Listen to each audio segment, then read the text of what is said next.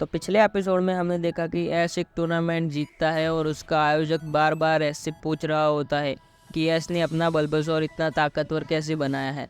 तो ऐश को थोड़ा सा अजीब लगता है कि ये आयोजक बार बार मुझसे क्यों पूछ रहा है कि मैंने अपने बल्बासोर को इतना ताकतवर कैसे बनाया है। ये बात ऐश ब्रॉक को बताता है और तभी ब्रॉक कहता है कि चिंता मत करो ऐश, हम दोनों उस पर नज़र रखेंगे।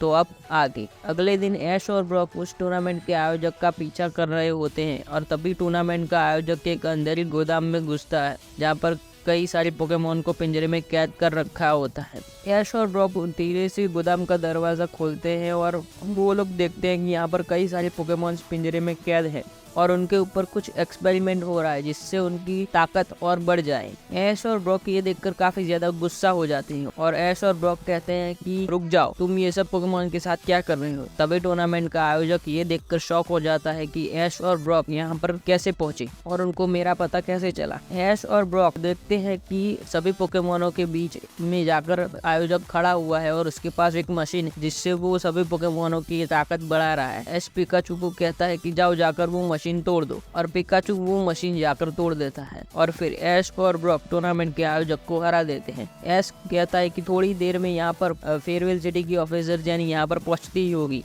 और वो तुमको गिरफ्तार कर लेगी और थोड़ी ही देर बाद ऑफिसर जेनी आ जाती है और वो टूर्नामेंट के आयोजक को गिरफ्तार कर लेती है।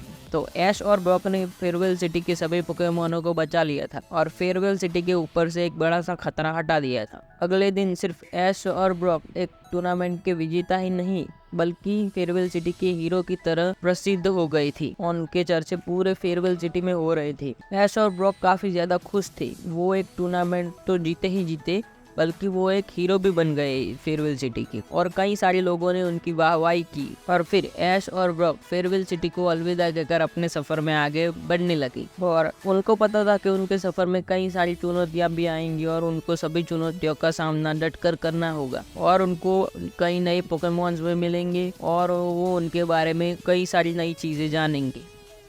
तो मिलते हैं अगले वीडियो में, तब तक के लिए गुड बाय।